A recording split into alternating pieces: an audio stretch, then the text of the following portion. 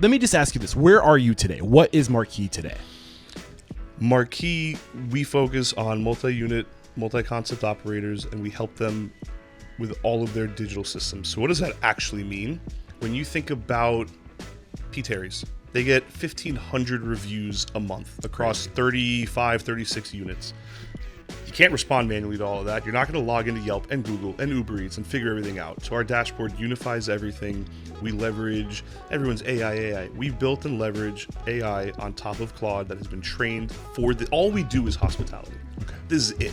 And so when we do something, it's for this industry. And so for P. Terry's, it's reviews, review management, reputation management. We're able to leverage data and AI review summaries so that there's takeaways. So they can see, hey, the negative sentiment we got about staff being unfriendly was only in relation to how killer that $2 egg sandwich promotion was. This is not a trend. It was a really hard day. Right. And that's the correlation. That's lost if you're just looking, you're like, whoa, why did we get 100 more 2-star reviews than normal? There's correlation. Things matter. And hospitality groups outside of McDonald's don't have data scientists. Okay. And so we want to be able to give you that. On the flip side, we're still handling menu data, location data, all the things that are being powered on Google and Yelp and Apple Maps and Bing and about 80 different sites. Because when you talk about correlation, I set my expectation on a menu, on hours, on photos. Reviews are either expectations met, set, beat, lost, right? A 5-star review is I beat expectations. A 1-star review, I lost expectations. Kelsey always likes it when I say that $2 slice of pizza, that $1 slice at Two Brothers at 3 in the morning in New York, it's 5 stars because I know exactly what I'm getting. Right.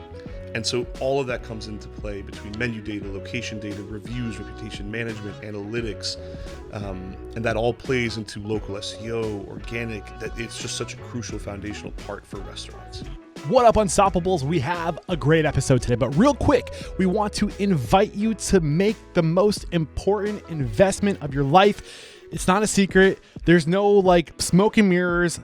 I'm not even trying to pull a fast one on you. I'm going to be pretty straightforward. The best investment you can make in your life is in yourself. And the best way to invest in yourself is by investing in your network, putting time and energy, surrounding yourself with the best. You are the average of those you surround yourself with. In that Restaurant Unstoppable network, I made it easy. Over the past 12 years and 1,200 plus episodes, I've been researching and talking to people and trying to figure out how do you become successful in the restaurant industry. And I've curated a network of tools, services, technologies, and individuals, experts that I would go to tomorrow if I'm opening a restaurant. And I'm bringing you to that network with live events, whether it be a workshop, a mentoring session, a power hour, or access to me twice a month where I just listen and steer you in the right direction, all happening at Restaurant Unstoppable Network. Head over to restaurantunstoppable.com/live. You also get this amazing access to all the recordings, RU Network podcast, which includes bonus ad-free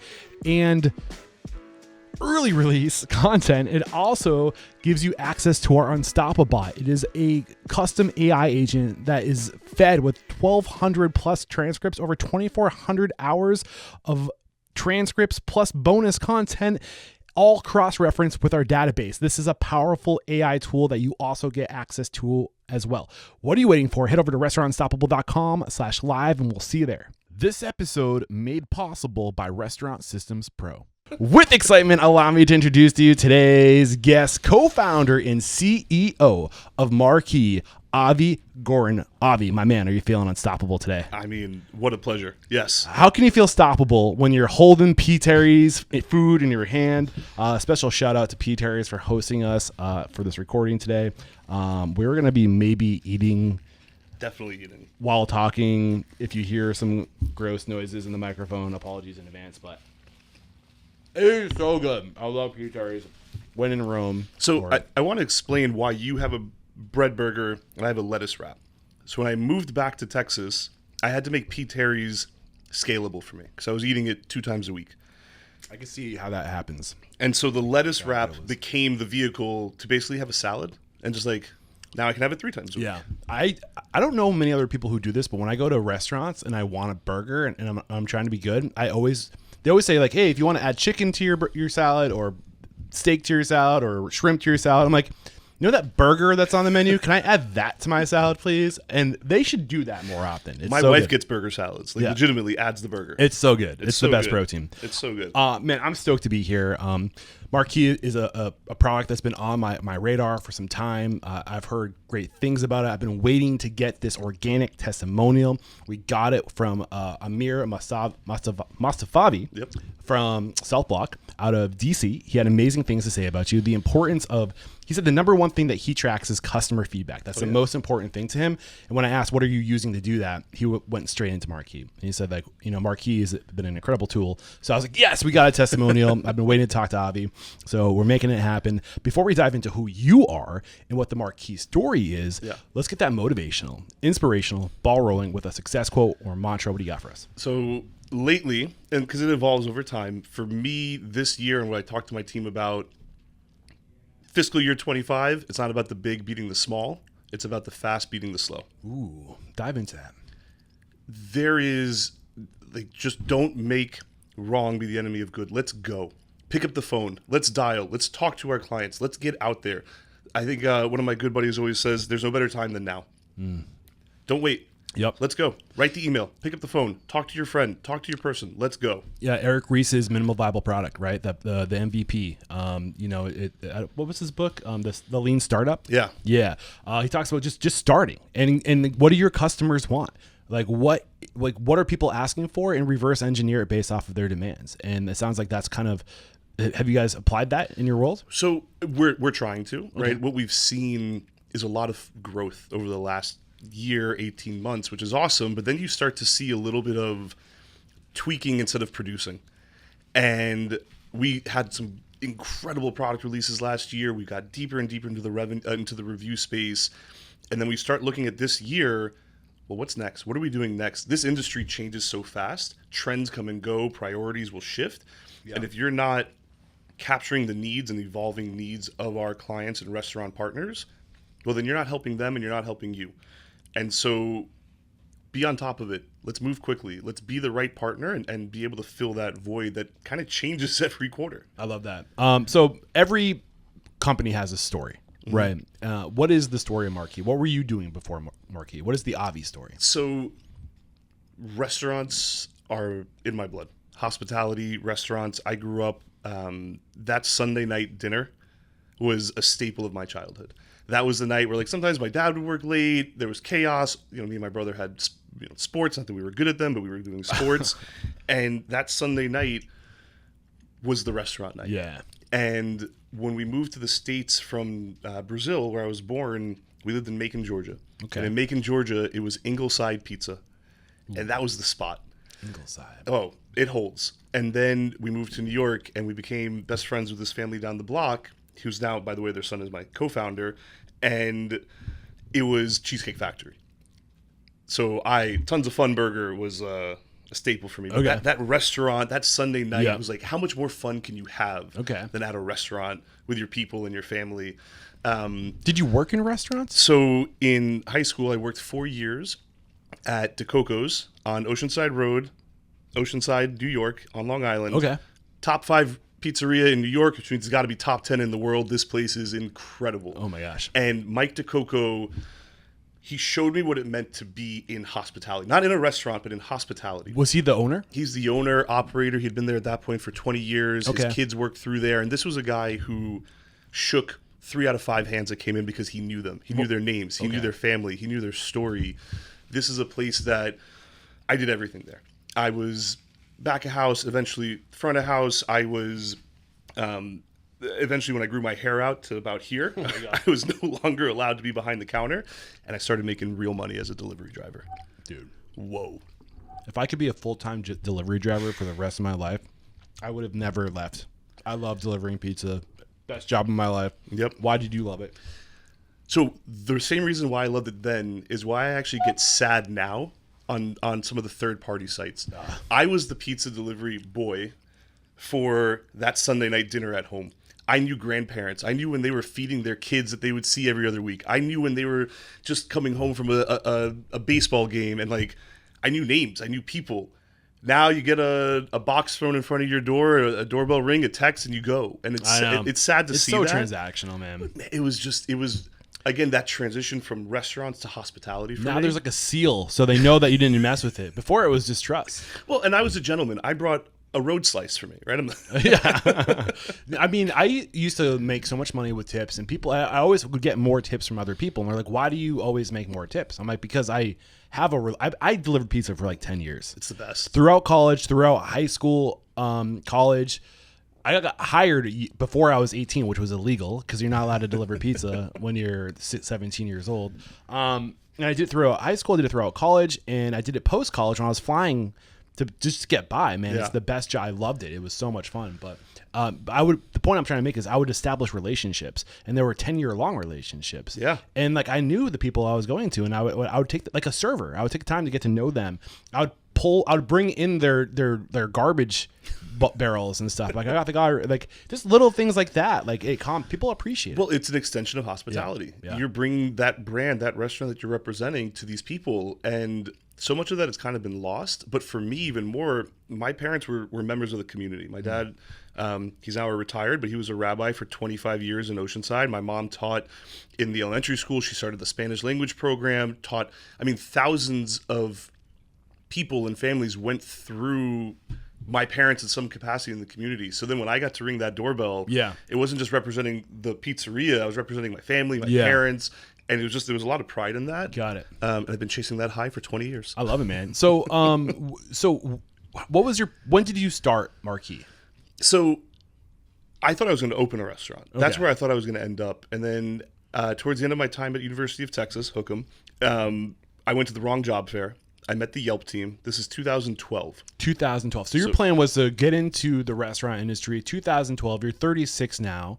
So 2012, you would have been like what? Like a couple of years out of college? As my parents like to remind me, I took too long. Oh. So I was 23. I did a gap year. A year on, not a year off. What's that that movie? Oh my God. It's that dude that like takes forever to graduate college and he like runs the college. Oh, not Undecided. Van Wilder. You're Van like Wilder. the Austin Van Wilder. Yeah, that's cool. I dig it. I get behind that. So okay, pick up where you left off. And so I ended up working at Yelp, and at that time, this is 2011, 2012. That was how I was as a consumer, right? Okay. iPhones weren't a thing. I was going through, and Yelp was kind of how you found restaurants at that time. And Groupon mania was sweeping the nation. No one understood what Groupon was, but I entered into the workforce, moved to Scottsdale, and spent just about 2 years at Yelp learning the digital side of the business. So you wanted to open your own restaurant. That was the dream. I still do. Okay. Well, hey, I know what that dream's like, man. So you want to open your own restaurant. What were you studying at Texas University? I chose or the University of Texas. Economics, which okay. Sure. UT, University of Texas, whatever. I chose economics, which was brutal. I enjoyed the theories more than like the practicality of it. But for me, so I like people. Yeah. And I wasn't going to get that from econ, but I got through it and found my way into the workforce. And Yelp was a great experience for me. I learned a lot. Was the economics to open a restaurant? Was that what the intention? Like, was that in the back of your mind? I've been battling. So just for some dynamics on my family, my dad spent 5, 6, 7, 8 years additional in school. He's a rabbi, a lot of education. My mom moved to this country, learned English, got her master's. My brother is, a lawyer, JD, and I like squeaked by. Okay. So a lot of this was like, do I get my MBA? I always knew I wanted to be in business. I just didn't know what that meant. I really can like identify with you up to this point in your story. Well, ready. This joke is fake, but this is when I went through about a 5-year stand-up phase, and so my joke was always, I'm the outcast in my family. Everybody went to school to get their initials. My dad, MD, my mom, MBA, my brother JD, and me, DWI. It's a joke. Never happened. I'm very responsible, but that was what. So you squeaked by. It's a tough. Economics is not an easy major. No, it's complicated. Yeah. So you got through it. You still had this dream of opening a restaurant. You go to this job fair. Mm-hmm. Yelp is there. What did they say to you to pull you off your course? Just that I would get to work with restaurant operators. Okay. And to me, that was enough to because I knew that they were my people. I knew that some of the best friends I had made, the people that I enjoyed, were in this industry. And just on a personal note, any of my friends hopefully would say that, like, one of my biggest joys is feeding people. Yeah, man. I love feeding people. Yeah. And so I kept wanting to be in that vicinity. And when I got to Yelp, I learned a lot of do's, a couple of don'ts, and really just got to hear the pain points. This is, again, near me searches were coming. People weren't yet doing best burger near me. Okay. It was on its way. Okay. And so that was just an eye-opening experience of I had this time with Mike DeCoco and seeing what it was to have that tiny office with papers everywhere, and you're paying cash, and you got delivery drivers and filling, back of house and doing all that. And then I got to see, well, oh shit, you need a website. Oh, you need to be found. Oh, you need to be thinking, again, talk about moving fast, how things are changing quarterly. Right. And that was an eye-opener for me of there's more to learn on maybe the other side of the table for now, and still get to be in the industry that I love. And that was a weird time. The 2010s was a weird time for restaurant owners. 2025 is so normal. I think that it's just like that was the period where, like, it used to be all you would have to do. You could get by with writing, tickets cash only. And around 2010, if you did not get on the technological bandwagon, you really started to miss opportunity. Whether that be with marketing, whether that be with just efficiencies, whether that be communication, centralizing your documents. Like, it was this time where it's like old school successful restaurateurs were like, shit, I got to do something. And I waited to this point. And there's been a shift. So my first trade show as Marqii was, and we'll get into it, I'm sure, was New York Restaurant Show, March 2017, followed by Pizza Expo in April 2017. Okay. And half of what people said to us was, I don't have a point of sale. I write it down. This is when you're still with Yelp or now with Marqii? I just started Marqii. Okay. So I context switched a bit. But it was one of you talk about the 2010s being this weird period. Right.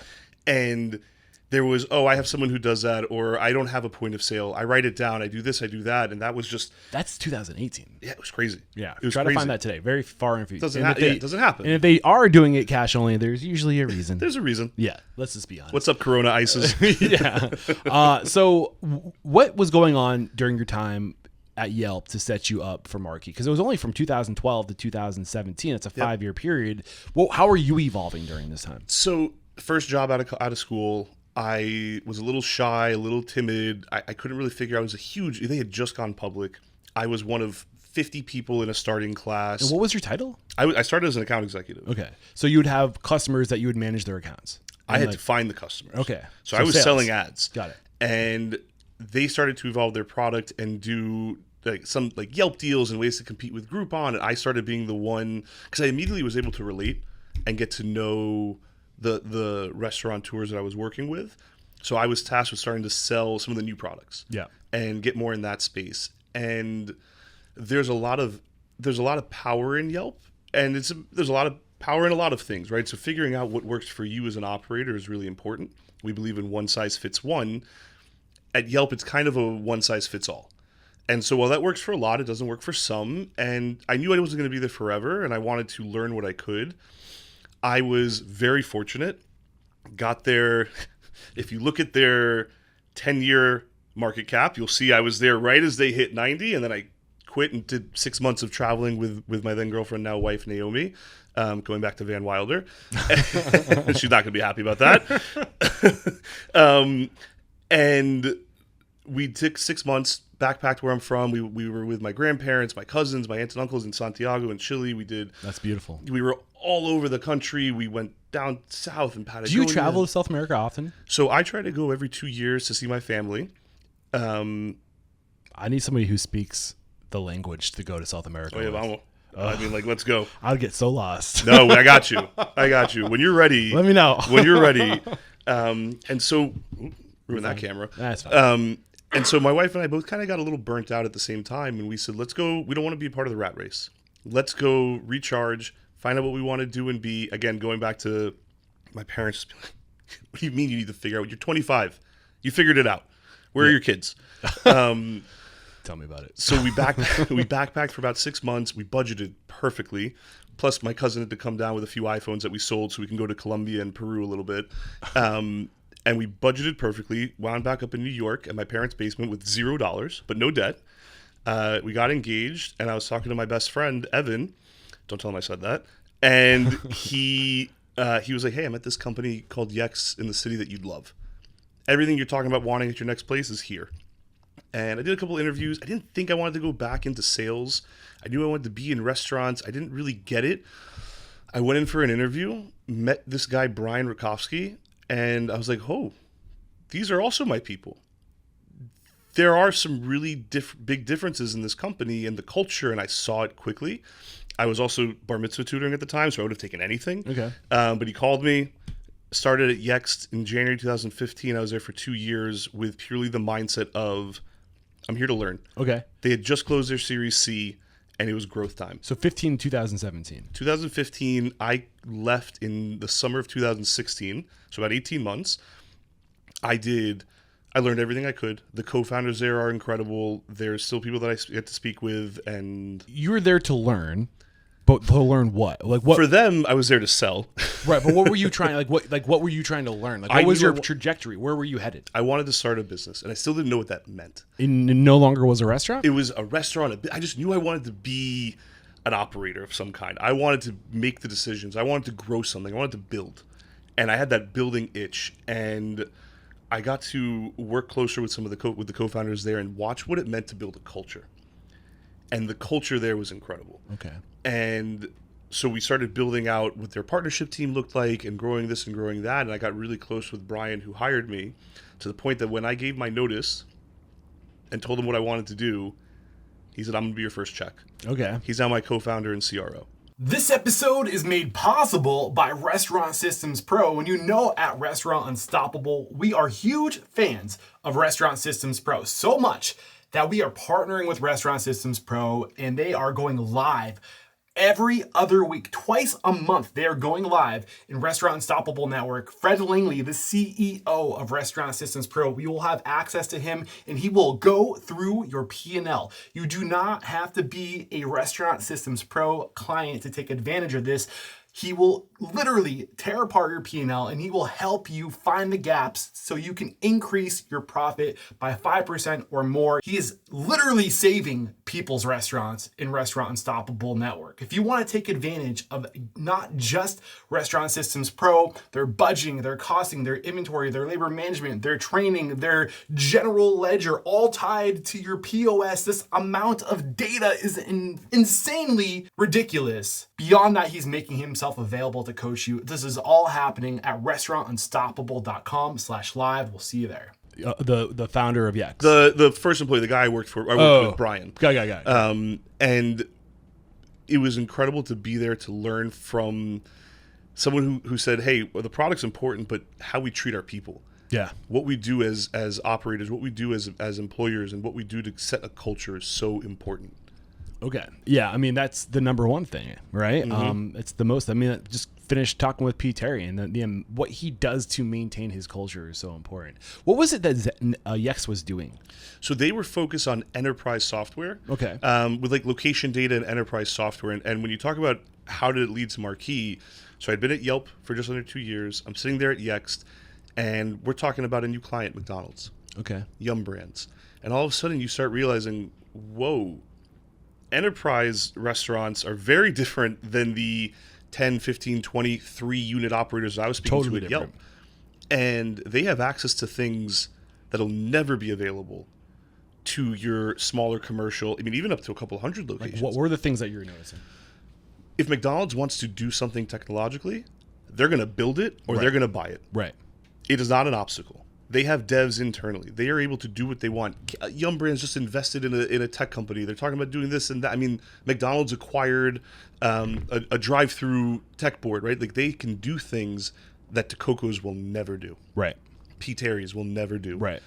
And I'm sitting there and I'm saying there is a way to merge these worlds. There is a way The worlds of technology. of enterprise tech to independent, but commercial and mid-market and like smaller restaurant groups. You don't have to be McDonald's to be efficient. Right. And I started playing with this idea of how can we democratize the hospitality tech stack? How can we make it that if you're buying an off the shelf solution, it's going to speak to your other programs? Because you're solving a headache and then creating pain points. What were the challenges in 2018? Do you need to take a bite of your sandwich? I'm about to take a Brim? monster Take a bite. monster bite. So here's the move. So I get a lettuce wrap, and I learned early to stop getting the special sauce inside because it gets a little slippery. Yeah. So usually I actually get 2 special sauces. 2 special. I do 1.5 on this, a half in the fries. Show us how it's done. If you're not subscribing to our YouTube channel, you just missed the monster bite. And we're zoomed in on it. Mm-hmm. I had 2 bites out of my burger, and I was just feeling so guilty. And then people think you're supposed to eat a French fry at the time. The move is you want to grab 2 to 4. I think I have 5. I actually then take the leftovers and I double, I dip, and rip. It's the only way to do it. Unless you're driving, in which case... The amount of love that goes into the P. Terry fry, man, the story behind like the chemistry that they deal with. I was listening to the testing the sugar levels, and it works. It's incredible. Some of the best fries.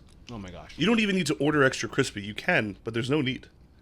If you have issues with hearing people chew, This is not for you. I'm so sorry. And I'm one of them. But you know, there's at least 2% of people out there who are like, this is the best part of the show. And that's who we're marketing to.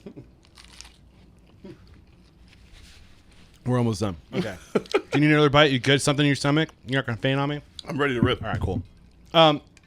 So I love what you said. You're here to democratize the technology, the world of technology. And we have very similar missions, man. My mission statement, and I say it all the time, is to democratize knowledge. And I think that like we need to decentralize and democratize knowledge and technology. Technology is a form of information. I feel like it's like historically, amazing book out there, Power and Progress. It talks about. Have you know the book? I know the book. I've been recommended the book. Oh my gosh, it's a fantastic book. But the core of it is whoever controls the technology, controls the power, controls the agenda. And when you start really diving into like when you're learning about the world and how it works and how it's all affected, you start realizing that the system's rigged. Like there's no way, to your point, you can compete with McDonald's. Like, Correct. how are you supposed to do that? Like, who else can have half of their total income go to marketing expenses? Like, how are you supposed to, not just that, but it's also like the habits, because now they own market. Like, there's a weird thing going on where people are no longer loyal to brands. They're loyal to marketplaces. What do I mean by that? Wherever their habits are, wherever they go to get whether that be Grubhub or DoorDash or whatever ordering platform you're going to, or whatever Michelin guide, James Beard, whoever you trust, but people are more trusted to the marketplaces, the promoters, or the literal places than they are the restaurant. When I say this, what do you say? So there's a couple things. And so what's happened over the last 10 years, just as like a society, the iPhone exists. Organic search exists. I used to have to ask my friends or go to Zagat or wherever and figure out where I'm going. Word of mouth. Now I have, not to brag, thousands of friends online. I can Google best burger near me. My wife is celiac. We found out about 5 years into our marriage. I feel like it should have been disclosed. That's okay. And now I'm searching for gluten-free items more than I ever thought I would. Yeah. And when I find a place that has a gluten-free menu as part of the regular menu, and I can go get my pizza, my burger, whatever, and she's going to have a gluten-free option, it's incredible. Yeah. And I can just leverage my own decision-making in organic search, and now it's up to the restaurant to make sure that what's shown on Google is correct, and that's in your control. Right. So, but here's a question. Is the number one search result the best option? No, absolutely not. With the number one best option, again, this is, and I love Unreasonable Hospitality. I think it truly impacted me more than any business book I've read, anything else. And this one size fits one is so crucial because search terms are growing. Restaurants near me grew 99% year over year. The same search term in Spanish grew over 300% on Google. What does that mean? Yeah, what does People are looking for what they want. I'm looking for best burger near me just because I come up with, I'm not going to name anything else in the P. Terry church here, but I could see one or two other options, but I'm actually looking for a gluten-free burger near me. And I see that P. Terry's in the review has gluten-free in it or lettuce wrap available. Yeah. And that's where the power of kind of this one-size-fits-one exists. Yeah. Well, the other thing, too, it's like you think about the world of technology, that idea of one size fits one, and in order to move forward, you almost have to. I worry about some technology companies getting too big, and like if everyone just defaults to the one size fits one option, then we all become one. And if that one company decides to change how they want to do things, then the industry kind of has to follow in its lead. So like if we can diversify and fragment, to your point, decentralize or democratize technology, then it forces the technology companies to get better. Yep. Because there's constant evolution and competition. So we want to play. We want to be complementary. We want to work with everybody. I don't care if you use Toast, Revel, Q, Olo. I want to be able to work with you and make your life easier by integrating into where your menu lives. Let me pull your menu data and push that onto Google. So in 2018, what was Marqii? Floundering. So when I left Yext, I had this idea that I'm going to focus on mom and pops. Let's go into the independents. And in 2015, 2016, 2017, it was all about social media. Well, are you posting? Are you posting? I'm going to 2x my business by posting. And so the headache was, well, how do I come up with content? How do I do this? How do I do that? And my theory was everybody has a special. It doesn't matter if it's your milkshake of the month, if it's you're at a high-end restaurant with a goat cheese arugula salad and a fish of the day, or hair of the dog on the Lower East Side with $5 you-call-its. Everybody has a special. So we launched an iOS app. It would allow you to take a photo of your special, push publish, and we had all these chalkboards designed and this and that. It would be a really easy, fast piece of content creation that would go out to not just social media, but also to our publisher network, to Google and Bing and, well, Apple Maps didn't really exist then, but like to a handful of publisher sites. So you're seeing a refresh on local SEO and organic data. When I tell you, we made dozens of dollars doing this. And that was kind of where we started. So there's partners at this point. At this point, and my dad always asked me, why do you keep saying we? We is bigger than I. It was me. Okay. And then I was able to convince Evan to come on full-time shortly after that in 2018. Okay. So you start on your own, you incorporate or LLC or whatever, and you were saying, I'm going to be the next option to find whatever special is in my neighborhood or whatever. I mean, just for anyone listening who's thinking of starting a business, I made multiple clerical errors. I was an LLC, then I paid to become an S corp, then it's just constant. At least you knew to be an entity and have a tax identification. Yeah, I was trying to just do anything legal. Yeah. And figuring that out. So let me make sure I understand. When you started, you were about trying to give restaurants an opportunity to promote their specials, and you would push their specials to marketplaces. Yeah, to publisher sites and Facebook and Instagram and Twitter. And I was working out of the Gregory's Coffee on 23rd and Park every single day. Are you a developer, coding, no, all this stuff? No, okay. I was just determined. Okay. And when you talk about, if I can get a second quote that I love, that especially early on, was when you talk about like your daily mantra from 2017 to probably maybe yesterday, startups don't die, founders quit. And I was not going to quit. I was going to sell whatever I had to sell. I was going to make payroll. I was going to figure this thing out. This is what I wanted to do. I know it was a need, and I'm going to fucking get there. How long did it take you to get to the point where you weren't selling what you had to sell? Like, what was that window of figuring it out? Like, what did that look like until you figured out some kind of traction? So I was in Gregory's Coffee almost every day. Their bathroom code at the time I won't share publicly, and then I would go to Italy if I needed a different bathroom. And eventually I found out who was running ops for them. There were like 18 units at the time. This guy, Gary Barnes. Gary, we love you.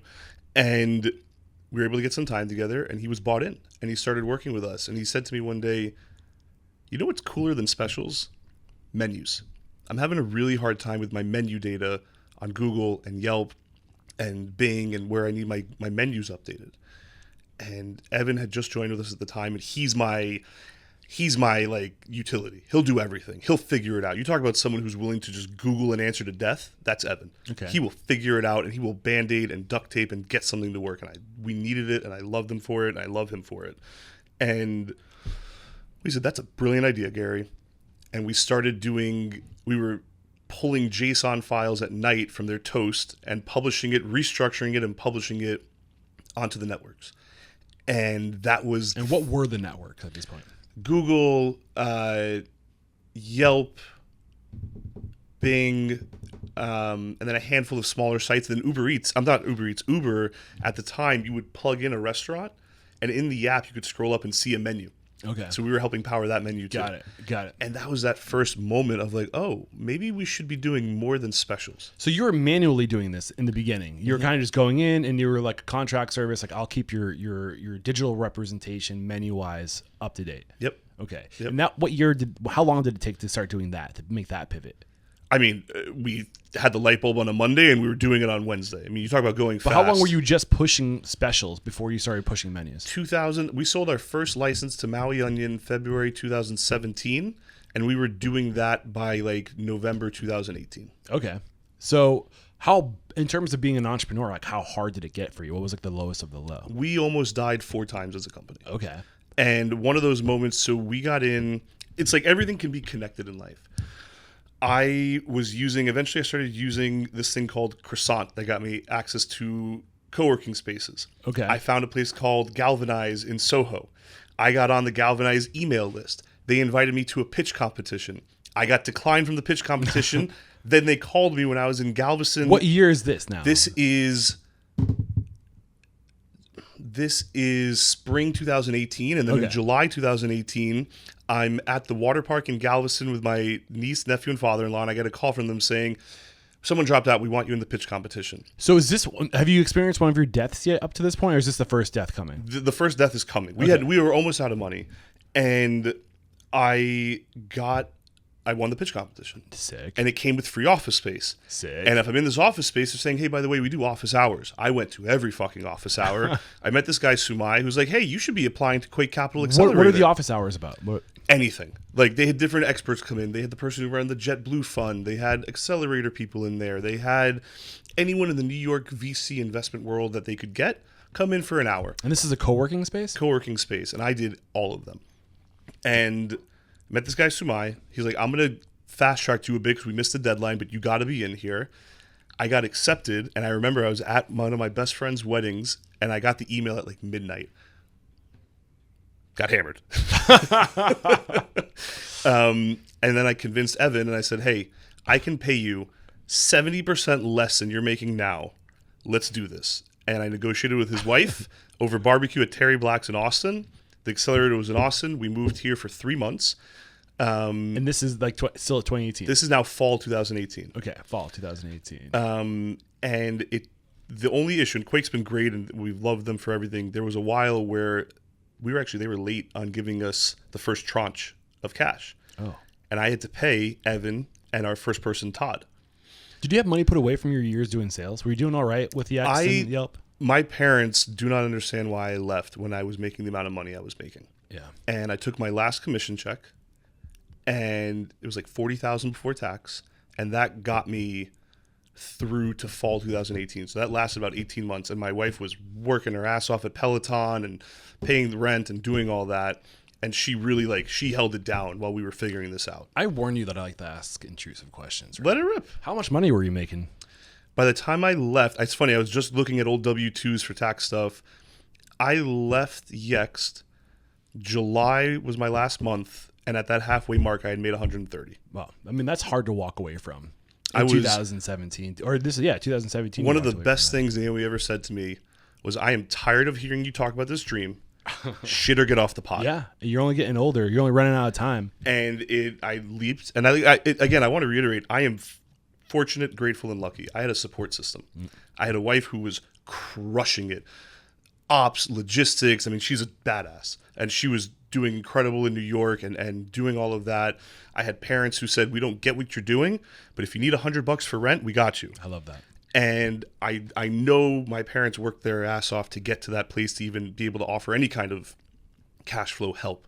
And I know how lucky I am to have that. Yeah. So what was the pitch that made you win? What were you pitching them then? So that was the specials. And just for some background, I did about 5 years of stand-up comedy in New York and Austin. I was on the Velveeta Room a couple times. I would love to try stand-up. Oh, I should do it. You want to talk about a high? Oh my gosh. That. I was at the mothership the other day, and I was like, I could do this. But then some people get up there. I'm like, oh, they're really good. I can't do this. Oh, it is to do what people do to do that well.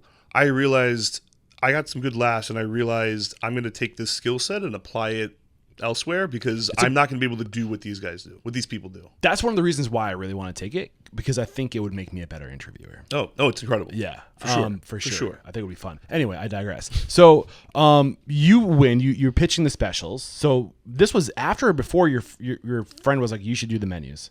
This is before. Okay. And so we get in there. Evan joins. We get to the accelerator. Gregory's Coffee is like, hey, we need menus. And so this is now fall 2018. We've launched this menu product. We're ending the year at about 15,000 in MRR. So what is that? 180,000 in total revenue. We go into 2019, and I basically say we're not going to be able to raise any more money this year. I'm going to sell whatever I need to sell to make this happen. What'd you have to And sell? well, I don't want to get into politics, but I bought a lot of Tesla stock in 2012. Okay. And I sold all of it in 2019 to make payroll and You didn't to tell grow. your parents, did you? When there was that wild rally in 2020, I showed my wife, I'm like, this is how much money we didn't make, by the way. Oh my gosh. And she was like, it didn't exist. What are you going to do? Like, you did the right thing. Maybe I'm focusing on the wrong stuff, but I like to focus on the things that nobody knows about what people do to get to where they are. People look at people who've made it and they go, must be nice to be able to just throw money at all your problems, or like I use Joe Rogan as an example because of what he's doing with the Laugh Factory or the Mothership.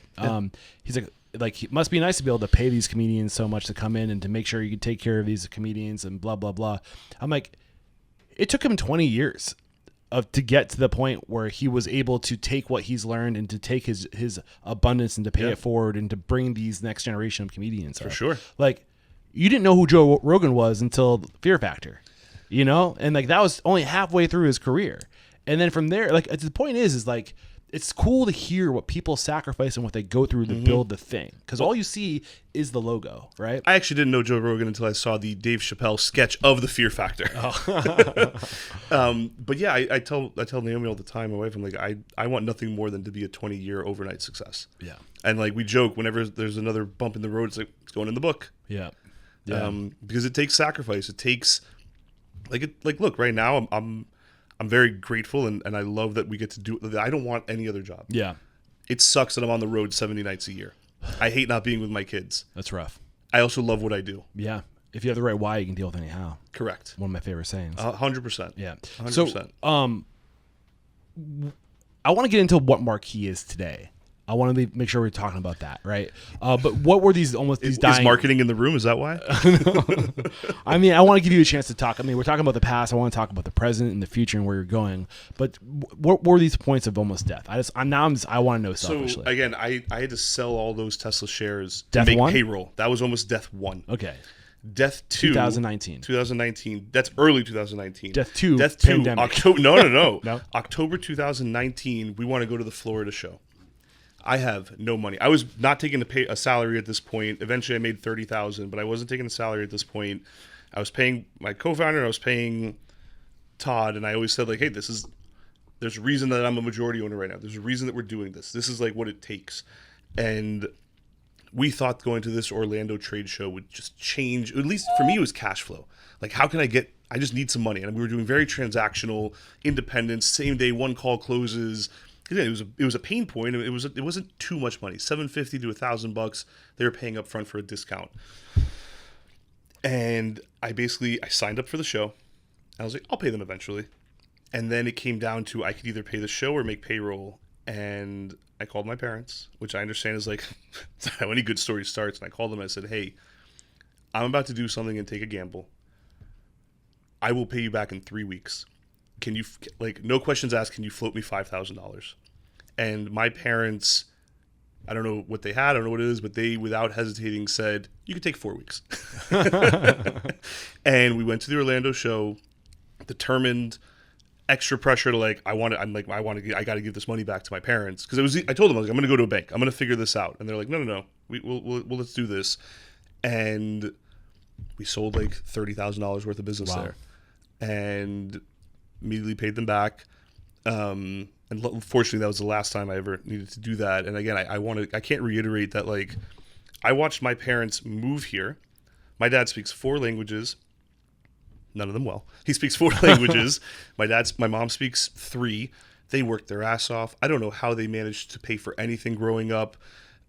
You want to talk, like, my dad was a rabbi in Macon, Georgia. My mom was a substitute teacher until she figured everything else out and like worked their asses off to get their masters and this and that and earned everything. And so it's not lost on me that I get to rely on them for a little bit of help. Yeah.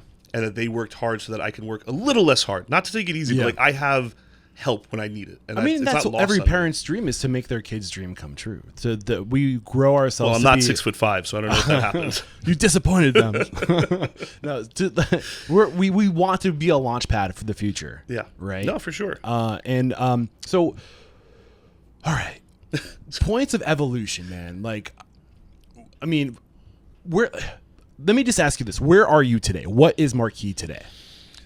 Marqii, we focus on multi-unit, multi-concept operators, and we help them with all of their digital systems. So what does that actually mean? When you think about P. Terry's, they get 1,500 reviews a month across 35, 36 units. You can't respond manually to all of that. You're not going to log into Yelp and Google and Uber Eats and figure everything out. So our dashboard unifies everything. We leverage everyone's AI. We built and leverage AI on top of Claude that has been trained for all we do is hospitality. Okay. This is it. And so when we do something, it's for this industry. And so for P. Terry's, it's reviews, review management, reputation management. We're able to leverage data and AI review summaries so that there's takeaways. So they can see, hey, the negative sentiment we got about staff being unfriendly was only in relation to how killer that $2 egg sandwich promotion was. This is not a trend. It was a really hard day. Right. Right? And that's the correlation. That's lost if you're just looking, you're like, whoa, why did we get 100 more 2-star reviews than normal? There's correlation. Things matter. And hospitality groups outside of McDonald's don't have data scientists. Okay. And so we want to be able to give you that. On the flip side, we're still handling menu data, location data, all the things that are being powered on Google and Yelp and Apple Maps and Bing and about 80 different sites. Because when you talk about correlation, I set my expectation on a menu, on hours, on photos. Reviews are either expectations met, set, beat, lost, right? A 5-star review is I beat expectations. A 1-star review, I lost expectations. Kelsey always likes it when I say that $2 slice of pizza, that $1 slice at Two Brothers at 3 a.m. in New York is 5 stars because I know exactly what I'm getting. Right. And so all of that comes into play between menu data, location data, reviews, reputation management, analytics, and that all plays into local SEO, organic. That it's just such a crucial foundational part for restaurants. So you went from being a place to promote specials to promoting and updating menus to feedback solution, location data, menu data. What else? So analytics is one that I'm very obsessed with, and we're obsessed with right now because there's so much data out there that without actionable takeaways, what's the point, right? So that's one that we've been working heavily on, and then we launched a couple months ago. Incredible product. It's called Host, and we're now essentially powering your location pages on your website. And we've got some great brands already. When you say location pages, you're talking about Google, Bing, so Yelp. there's your publisher network, Google, Yelp, Bing, Apple Maps, and then there's your storefront location pages. And I mean, we just launched with a 15 unit in Austin, where if you go to their website and you plug in your zip code, we're powering those location pages on the website, and we're doing it in a way that's schema and best for local SEO practices. And then when you think about the operator saying, hey, this South Lamar location is actually, these are the hours. They plug it into Toast.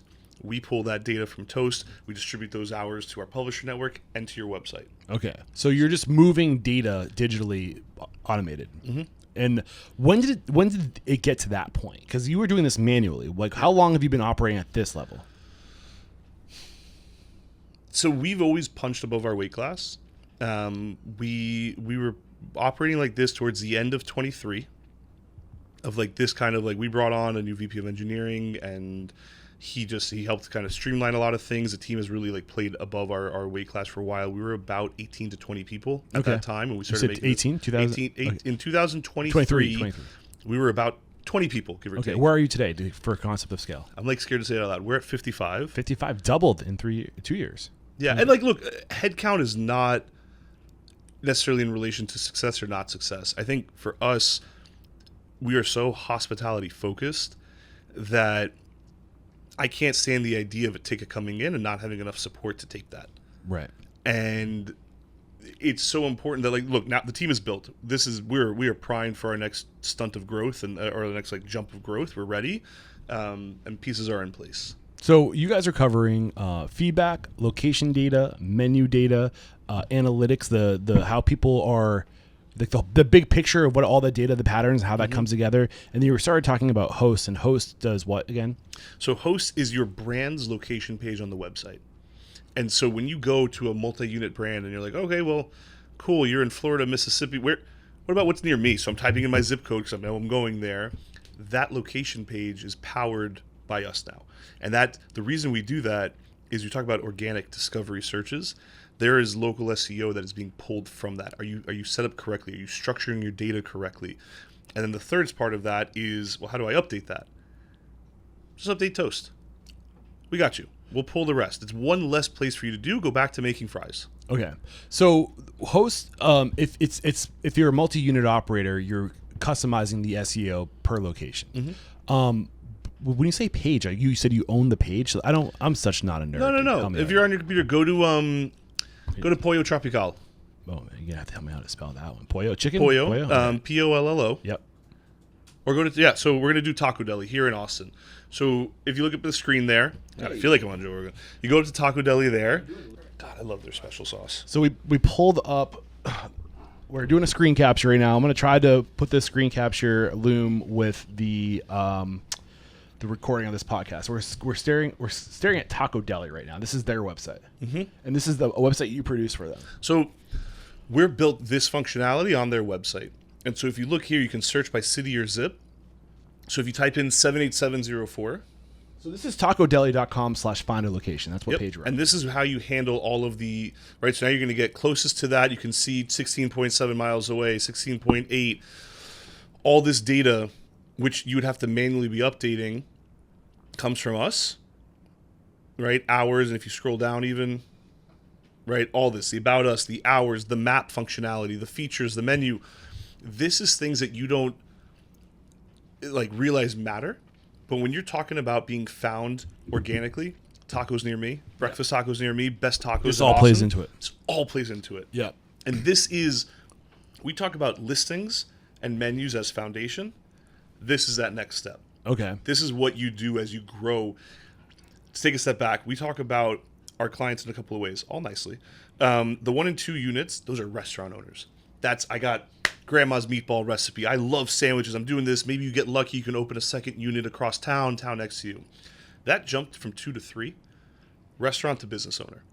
And this is what happens when you're in the double digits and you need to keep focusing on the business and growing the business of a restaurant. And this is that next step. Yeah. This is the unlock. So if I'm Taco Deli and I want to use your services, are you now also my web host? Are you or is this just an element, an extension of the brand? An extension of the brand. Okay. We don't make this is a piece of the website that we are going to do at the highest optimal level to make sure that this is where you need it to be to compete with local SEO, organic discovery, and also just efficiency, right? You don't need to update this on your website anymore. We've got you from the different components. What up, Unstoppables? This episode is made possible by Restaurant Systems Pro. If you are a listener of Restaurant Unstoppable, I know you've heard me mention Restaurant Systems Pro, but just in case you haven't heard of it yet, it is a all-in-one enterprise solution. All the most critical systems that will help you become profitable. I'm talking about costing. I'm talking about inventory management. I'm talking about budgeting. I'm talking about labor management. I'm talking about training. The list goes on, all under one roof, tied to your general ledger, and they have their own POS, and they integrate with nearly every major POS out there.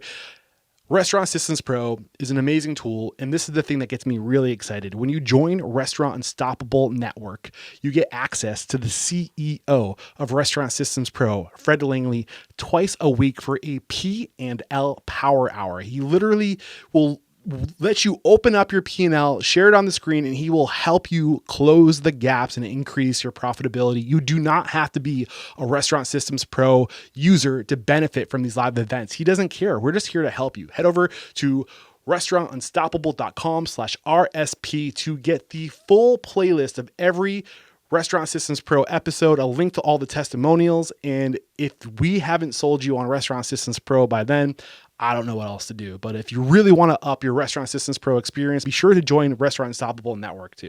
All right, guys, one more time, head over to restaurantunstoppable.com/RSP. So what is your core product today? What would you say? If you had a core product, what is that? This is extra. This is add-on. Hospitality. Okay, and what does hospitality look like? We are here to we're that service side. We're that extension of your team for everything digital. So we've got people who leverage us for just reviews and reputation management, right? We're working with a 110-unit IHOP franchise that just wants us for reputation management. We've got others. Again, this goes back to me talking about one size fits one. And I hate the bundle. I hate the concept of I got to have a landline because I want cable and internet. And so we're going to make sure that we're giving you what you need from that. So it's a couple of key components. Location data, that's your listings management, your menu management. Okay. From there, you can add on reviews, reputation management. So listing and menu management. Listing and menu management. Okay. That's hours of operation, what holidays coming up, Memorial Day. Got it. That Google green or red hours may differ. When you're with us and you're updating your hours, it's just green. Hours have been verified. And that's a powerful, on that Monday, Memorial Day, that's a big decision maker for consumers. Yeah. Listings and menus, hours of operation. Then you jump up to reputation management. How are we handling reviews, leveraging our AI review response tool? We also have a managed review response product that allows us to be that extension. Last quarter, we responded to almost 70,000 reviews on behalf of our clients. Wow. And we do it in a strategic way. We do it the right way. Call back your name. Repeat what they talked about. Leverage a reason to come back. LTO, keywords, milkshake of the month. And more importantly, we're escalating things to the operator so that we're your filter. And what we see is about a 20% growth in rating over time because now you're tackling the low-hanging fruit. Bathroom's messy. That's easy to fix. Right? And so that's the big extension as your team. So when I sign up, if I were to sign up for Marqii today as a restaurant owner, I'm going to get basically a dashboard, right? So is there an example? We're still doing the Loom. We're recording the screen right now. Can you give me an example of like what a dashboard would look like? Yeah. So on the reputation management piece, if we jumped into let's jump into, this is like a homepage. We're going to give you your overall, what's going on, customer actions, keywords, how are you being found? They're being found for P. Terry's Burger Stand, P. Terry's. You can see all the different spellings. Here, if you scroll down, there's P. Terry's with an apostrophe, no apostrophe, period, no period.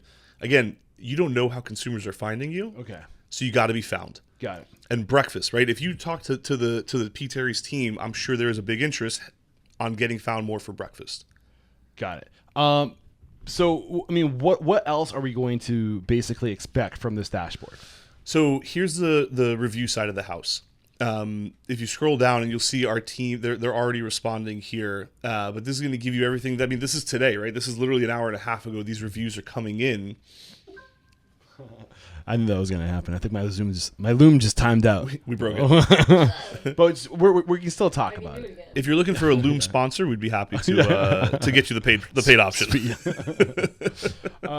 Okay, we're doing it again. There'll be 2 videos.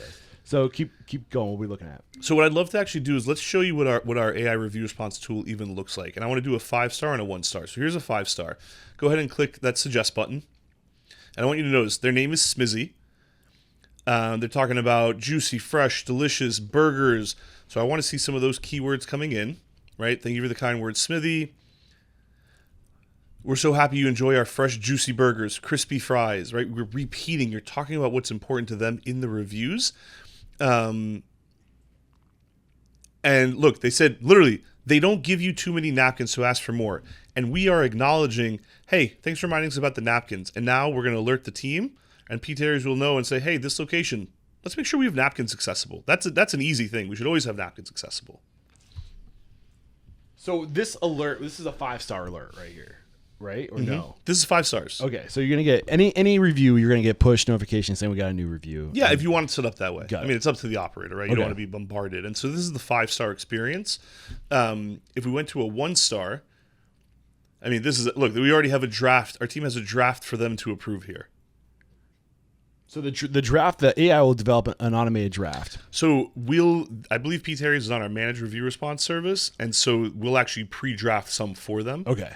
So they can come in and edit and approve. And all this is handled in onboarding, and they specifically say, hey, if it's a 1-star, we want you to email us at Got it. this. Are there any other features you want to show me? I mean, I have questions while I'm kind of sitting on. So the way that we approach reviews, because we are only hospitality, this is where some other people in the space are like, oh, we're going to do AutoZone to burgers. Got it. It doesn't work that way. We talk about on-premise, off-premise. Your delivery sites, your Uber Eats, Grubhub, Easy Cater, those reviews aren't apples to apples to your Googles and your Yelps and your Apple Maps. Those are all different. So that's one way that we're looking at the data. What I love is, let's click on that one with 28 or 51. Either one of those, doesn't matter. We're doing this live, so let's see how it goes. But go 2 down, because that's not enough reviews. Yeah. So we're going to get an AI summary from the last 30 days. Right, so you can take away from that. It's created by 10 reviews. But let's go back. We go up. Instead of doing custom, let's do last 90. Just to get more content, more data. However, some areas for improvement include yada yada. So if we scroll down, what I always love here, hold here, let's do newest, do sentiment negative, So and then do you're adding filters right now. Yep, and then instead of newest, go to highest. So we're going through all the reviews with these filters. So here are your 4-star reviews that have a negative sentiment, because people think 4 and 5-star, okay, well these are great. And they never read them because they're just like, why am I going to waste my time? Correct. And so there's a lot of ways to look at this data to go through it. Got it. So any other thoughts, big picture, what Marqii offers? I am curious, what is some of like the feedback, the data, what type of impact have you had on your clients? Oh, we were at Restaurant Leadership Conference, and Monday night at an event they're not a huge group. There was I think a 4 unit that came up to us and was like, I could not imagine this without Marqii. Yeah. I almost want to open another restaurant so I can leverage you guys, which is crazy. It's crazy. This sounds fake, but I swear to you, they're based in Newport, and they came to me, and even better, our investor was with us. And California? He's like, yeah. And so there's an impact there. We have other clients. We're working with Big Chicken, and one of their head of franchise development was like, this, we are looking at our data, and we are showing the jump in discovery and what this is doing. We were just at the IHOP franchise conference. Our client, 110 units, they're on the board, and they invited us to come up to speak. And we were in a panel together, and the head of operations there said, we had 6 4-star restaurants before working with Marqii. A year later, we have 13. Those 13 restaurants are doing 1.5% more in revenue than our other restaurants. Wow. There is a direct ROI on your reputation and how you do this. Yeah. So, I think a couple questions people might be thinking, like, you're not fishing for reviews. This isn't like, there are platforms out there that try to get you to entice you to leave reviews or just give feedback. And if it's a good feedback, hey, do you want to go push this to, make this a 5-star review on a different platform? Like, I think those platforms are great, but you're not that, right? We are reputation management. Your reviews are coming in. People are leaving feedback. They're leaving love. They're leaving thoughts. Feedback is a gift. Yep. Gifts can be returned. But if you choose to keep this, let's look at it. Let's see what's going on in there. And so this is a way to analyze sentiment analysis, get in there and see what's going on. For a multi-unit, multi-city operator like Pete Terry's, they're in New Braunfels. They're outside of Houston. They're in Austin. They can't go to every unit. So to be able to track by region, by location, every week, every 30 days, and see what the trends are and what's going on, because sometimes it's just a training. Yeah. So it's more about scanning the internet, and it's like a syndication for your data and your menu. Yep. And it's also scanning the data about what's being said about you out there. So you're kind of bringing the information in, filtering it, creating resources to communicate more efficiently, conveniently with the AI, but also to like know what people are saying. Are there like push notifications when something bad happens so you can act on it fast? So it depends on how you want it set up. Okay. The answer is so yes. It's customizable. Again, some people are like, I want to hear. Sometimes people are like, I get overwhelmed. I get 1,000 reviews a week. Yeah. So we suggest, hey, on Mondays, get everything, and you deal with it on Monday, and then next Monday. Yeah. we got to start thinking about wrapping up, because I know you guys have places to be, and I want to make sure everyone gets to where they're going on time. I'm never leaving. But I've been sitting on this. I've been waiting, and I know you guys know how I feel about marketing, right? And I'm pretty, like, I've said it once, I'll say it again. Marketing is the bane of human existence. I truly believe that. And My people. I know. So like, but I also recognize that I'm sitting from across the table from somebody who owns a tool to help people with their marketing and customer feedback. Yeah, Essentially, it is marketing, and there's a marketing expert sitting to my right off camera right now who's boiling. No, she's actually giggling. She thinks this is funny. But I do think that marketing is the bane of human existence. And to your point, only earlier, like the world we fit in is one size fits all, right? Mm-hmm. And we are, as restaurateurs, we are never the beneficiary of our hard work. There are so many industries out there that are making millions of dollars based off of the restaurant industry by creating tools for the consumer to engage with the restaurant industry. We have to play by Google's terms. We have to play by Meta's terms. We have to play by everyone else's fucking terms. And we still have to run a goddamn fucking restaurant every day and be there for people. And we are being forced to play to everyone else's rules and games. And we're not the beneficiary of it. Other people are benefiting from our work, right? Sure. Am I wrong to say that? I don't think you're wrong, but I don't think you're 100% right. I think there's a middle ground there. Yeah. Where there are restaurants that wouldn't be found without Google. Fair. There are restaurants that wouldn't be operating without some of that publisher ability. Now, could they be better partners? No doubt. There's a middle ground. And I'm go ahead. But there's a middle ground. But again, like operators, and part of why we approach this in such a different way, margins are razor thin. It is hard. Go focus on making pizza in the business. And like you talk about like partners being like, one of my proudest moments at Marqii was March 2020.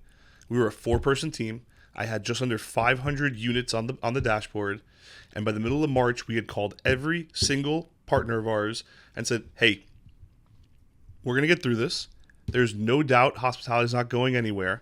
We're going to pause all billing for the next 90 days. Focus on your people, pay your staff, do what you need to do. We'll touch base along the way, but you will not see a bill from us for 90 days. Every single person who remained in business at the end of 90 days stayed with us. Yeah. Because we want to be a partner. I love that. And restaurants are hard. And the way that we look at it is restaurants are there for you. On the hard days, on the good days, when you're celebrating a graduation or you're just fucking miserable and eating a double cheeseburger in your car because you just want to feel alive. I have half of one here. Like restaurants are there for you. We feel that like what we do matters because we help restaurants run. And without that, we're not doing our job. And I do want to point out that technology, the internet, has done good things.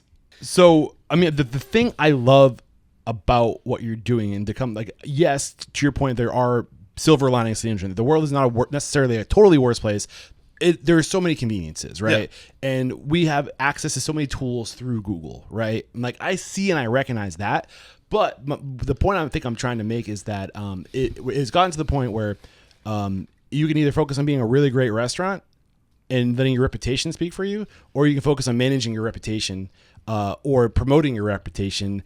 And it's what I guess the point I'm trying to make. What I love about Marqii is that it kind of levels the playing field, where it's like, okay, here's a tool to let me work the system because the system has been working the marketplace for a long time.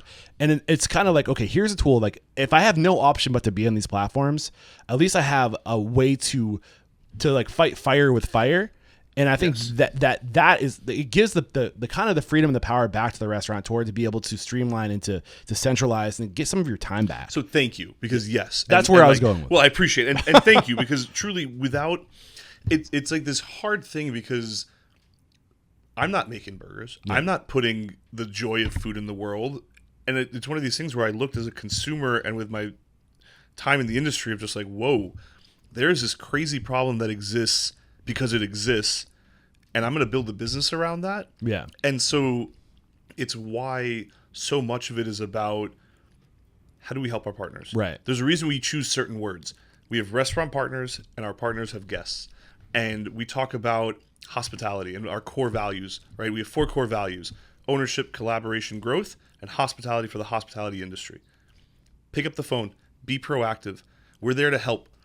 You're having a hard month and you call us in. Hey, what do we need to do to like make this okay for you? Yeah. We're here to be a partner. Yeah. And does it always work out? No, because restaurants are hard. And we know it's hard for certain reasons that exist in the tech world. And there's so many bad actors. Yeah. And I know there's one other element that you provide a solution, a benefit you provide with Marqii, and that's the SEO. Do you want to speak to that before we wrap up? Yeah. So look, there's the byproduct of what we do. If you have accurate information, relevant content, leveraging keywords, hosts set up on your website, this all leads to local SEO. You talked earlier about, is the number one restaurant on Google the best? Not always, but there's a reason they're there, and it depends on your search, right? And that organic search is crucial. That's where you grow. There's two types. There's discovery and direct. Burgers near me, best burgers near me versus P. Terry's 78749. I'm going to win. P. Terry's will win this search every time. This is the one that you grow from. And that's where if you're doing the foundational steps, listings, menus, hours, photos, responding to reviews strategically. Hey, Eric, I'm so glad you came in and had the double cheeseburger. You got to come back and try our Reese's milkshake of the month. Oh my God, they have that here? Oh, I don't know if it was this month or last month. Damn, sold. And that's the byproduct. Yeah. So we work with operators, we work with marketing, and kind of tech in the middle. And we just love what we do. And I pinch myself that we're here. Is there anything we did not discuss? A message you want to make sure it gets out before we wrap it up?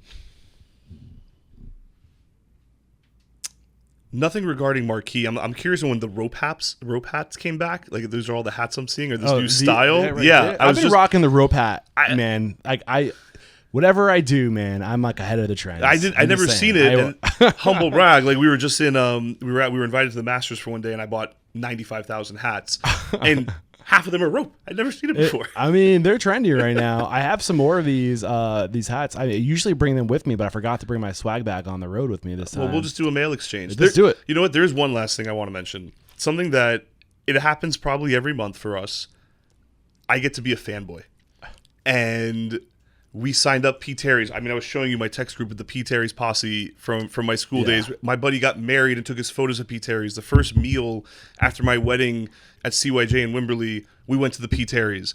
We get to work with Papa's Restaurant Group. That's pretty awesome. For 5+ years. And that was when my in-laws were like, oh, shit, it's legit. He's like, half off Fajita Wednesdays, we're in. Like, I get to meet my heroes working in this industry. And so we're first fanboys and fan people at our industry in Marqii. And then it's like, how can we help our heroes, succeed in the hard stuff? But well, man, I'm happy. I was finally able to connect with you guys. You're out here in Austin. It was meant to be. People talking about you on this road trip. We made it happen, and I mean, congratulations on what you're doing is not easy. Any entrepreneurial journey is not easy. You've built something really cool, and it's adding value to the world, and it's decentralizing the power, and it's bringing power back to restaurant owners. And I love that about what you guys are doing. Appreciate it.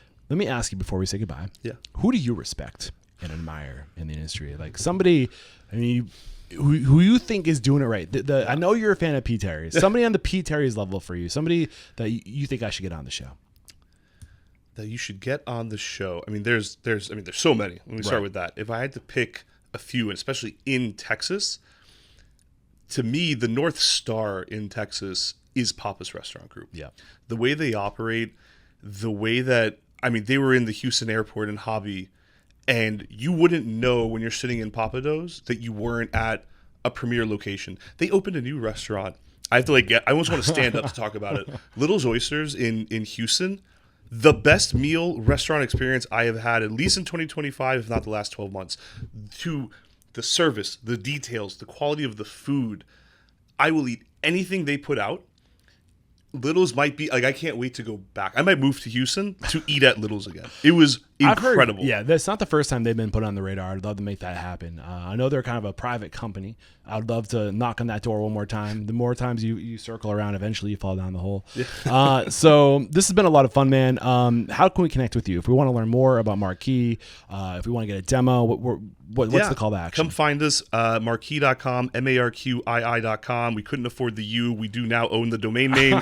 So even if you spell it with a U, you will find us. We're on the road, Food on Demand, National Restaurant Show. If you want to go back in time, we were at RLC. We'll be at FS Tech. We're everywhere. MARQII. Just throw it into Google, see what happens. You'll And find us. I would love to host a live event with you at Restaurant Unstoppable Network to do a Q&A, demos, anything like that. So stay tuned. If you're listening to this, we'll have a date. Hopefully by the time this goes live, Absolutely. you can ask your questions and check out the behind the scenes. But only because I love feeding people. And if we get to feeding the people who feed us is the best. So we're in. We'll make that happen. This is where I say, man, thank you so much for making time, for sharing your story, for making the industry a better place. There is no questioning, my man. You are unstoppable.